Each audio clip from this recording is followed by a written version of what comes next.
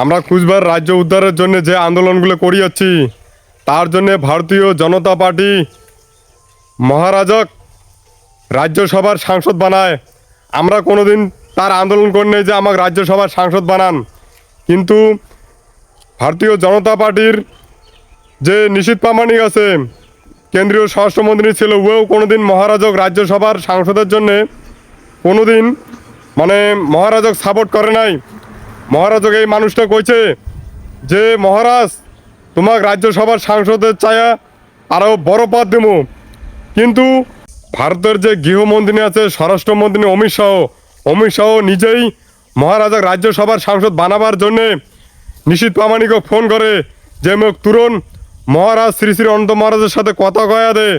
আর তখন নিশীথ প্রামাণিক নিজের বাড়ির থাকিয়ে গাড়ি নিয়া মহারাজের বাড়ির তুরন্ত চলে আসে, আর আসিয়া মহারাজার সাথে ভারতের স্বরাষ্ট্রমন্ত্রী কথা কয়া দেয়। আর ভারতের স্বরাষ্ট্রমন্ত্রী মহারাজা কয় যে মহারাজ কুচবিহার রাজ্যের ডেভেলপের জন্যে মুই তোমাকে ভারতের রাজ্যসভার সাংসদ বানাবার চাং, তা তোমার কি মতামত? আর মহারাজ এই কথা শুনিয়া কয় যে ঠিক আছে, মুই রাজ্যসভার সাংসদ হবার জন্য সহমত। এবং তারপরে এই বিজেপি সরকার মহারাজ শ্রী শ্রী অনন্ত মহারাজক রাজ্যসভার সাংসদ বানায়, এবং বানার পরে মহারাজ যখন পার্লামেন্টও যায় বা মহারাজ শ্রী শ্রী অনন্ত মহারাজ এই রাজ্যসভার সাংসদ হওয়ার আগত ভারতের প্রধানমন্ত্রী স্বরাষ্ট্রমন্ত্রীর সাথে বারবার গুরুত্বপূর্ণ বৈঠক হয়েছে। আর সেই গুরুত্বপূর্ণ বৈঠকত ভারতের প্রধানমন্ত্রী এবং স্বরাষ্ট্রমন্ত্রী কইছে যে মহারাজ অমিত শাহ এবং নরেন্দ্র দামোদর দাস মোদী কইছে যে মহারাজ তোমাক লোকসভার ভোটের আগত মুই তোমাক কুচবিহার রাজ্য করে দিম, এবং তারপরে মহারাজক রাজ্যসভার সাংসদ বানায়।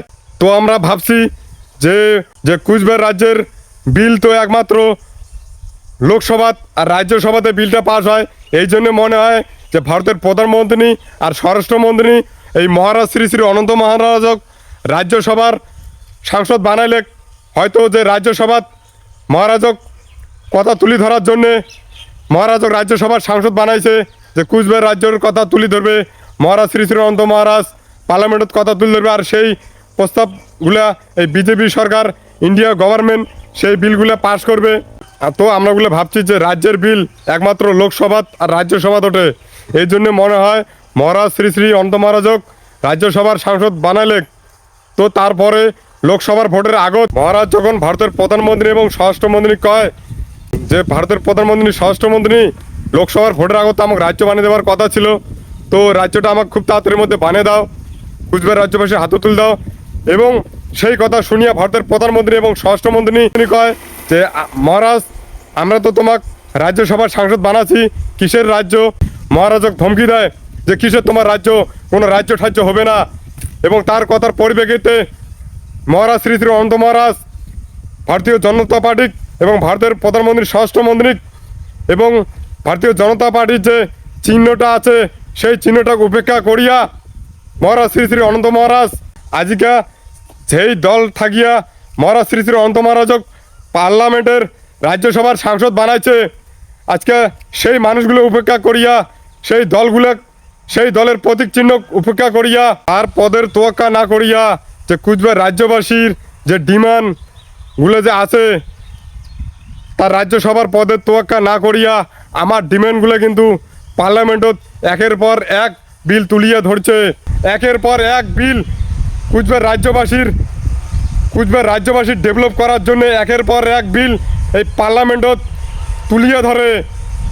এবং সেই বিলগুলা এই ভারতীয় জনতা পার্টি মহারাজ এত বড় কথা একটা তুলি ধরে আর সেই কথাটা এত ছোট বানায়, এবং সেই বিলগুলা ভারতের যে এমপিগুলো আছে বিজেপির এবং ভারতের প্রধানমন্ত্রী স্বরাষ্ট্রমন্ত্রী কাও সেটা গুরুত্ব দেয় না, কাও টেবিল থাপড়ায় নাই।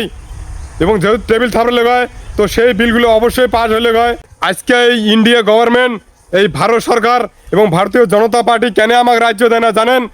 ভারতবর্ষটা আমার যে কুচবিহারের মহারাজা আছে জগদীবেন্দ্র নারায়ণ ভূপ বাহাদুর স্বাধীন করছে, এটা কুচবিহারের ইতিহাসত ঝলঝলা আছে, ইয়ের এভিডেন্স আছে, প্রুফ আছে। এই জন্য আমার কুচবিহার রাজ্যটা দিবাত হচ্ছে না। এবং আমাকে বলে কুচবিহার রাজ্যটা দিলে নাকি উমার যেটা অজুহাত দেখায়, আমাকে বলে কুচবিহার রাজ্যটা দিলে নাকি দক্ষিণবঙ্গের ভোট পাইবে না, এইটা আমাকে অজুহাত দেখায়। তা দক্ষিণবঙ্গ তো ভোটের তো দূরের কথা, সারা ভারতবর্ষের ভোট পাবে না যদিও আমার কুচবিহার রাজ্য এই বিজেপি সরকার যদি করিয়ে না দেয়। আর আমরা ভালিভাতি জানি, কুচবিহার রাজ্যবাসী তোমরাও জানেন যে সরকার বিজেপি সরকার ভারতীয় জনতা পার্টি আমার বিল কোনোদিন কার্যকরী করবে না।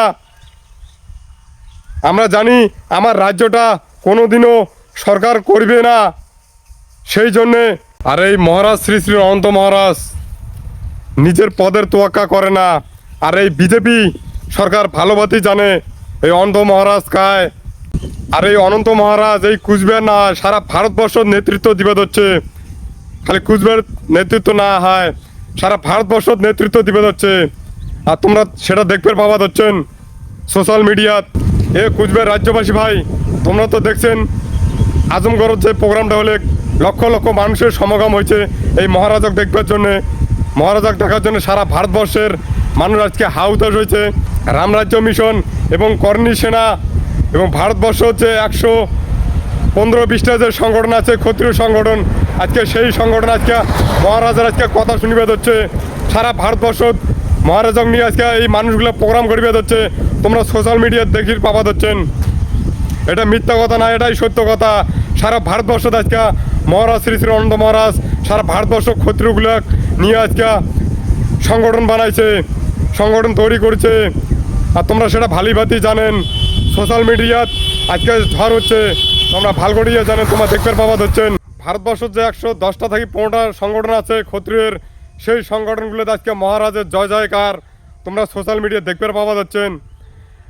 এই জন্যে ভারতের প্রধানমন্ত্রী স্বরাষ্ট্রমন্ত্রী তোয়াক্কা না করিয়া শ্রী শ্রী অনন্ত মহারাজ নিজের রাজ্যসভার সাংসদ পদে তোয়াক্কা না করিয়া মহারাজের তোয়াক্কা না করিয়া মহারাজ সারা ভারতবর্ষ আজকে ফেমাস। আজকে সারা ভারতবর্ষের মানুষ আজকে মহারাজ বলে সম্বোধন করে। আজকে এই জাতি মাটি উদ্ধার করিবার জন্য আজকে মহারাজ সারা ভারতবর্ষের ক্ষত্রিয়গুলোর সাথে একজোট হয়ে আজকে জাতি মাটির জন্য আন্দোলন করিবার লাগিয়েছে। আর এই জন্যে যে আমার কুচবিহার রাজ্যের যে কিছু খুচরা দলগুলো আছে, রাজবংশীর যে কিছু খুচরা দলগুলো আছে, তাই মহারাজের যদি আজকে কোনো কিছু হয় সারা ভারতবর্ষের লোক আজকে কাগজ হারিয়ে কোনো কথা কইবে না, চাই ভারতের প্রধানমন্ত্রী হোক, স্বরাষ্ট্রমন্ত্রী হোক, ইয়া ভারত সরকার হোক। আর বর্তমানে কুচবিহার রাজ্যবাসীর মুই তোমার খবর যাবার দচ্ছং যে তোমরা যে রাজবংশী বিকাশের নামে যে খুচরা খাচরি যে সংগঠনগুলো বানাইছেন, মুই তোমার খবর দেওয়া দচ্ছং আজকে মহারাজের নামে তো তোমার উল্টে সিধে মেলা করছি কবা ধরছেন। আজকে আমার বিনাশ কেমন করে হয়েছে, বিনাশ আমার কায় করছে তোমরা সেটা না জানেন। একটা বিল্ডিং তৈরি করার পরে কেমন করে সেটা ভাঙি পড়লে সেটাই তোমরা না জানেন।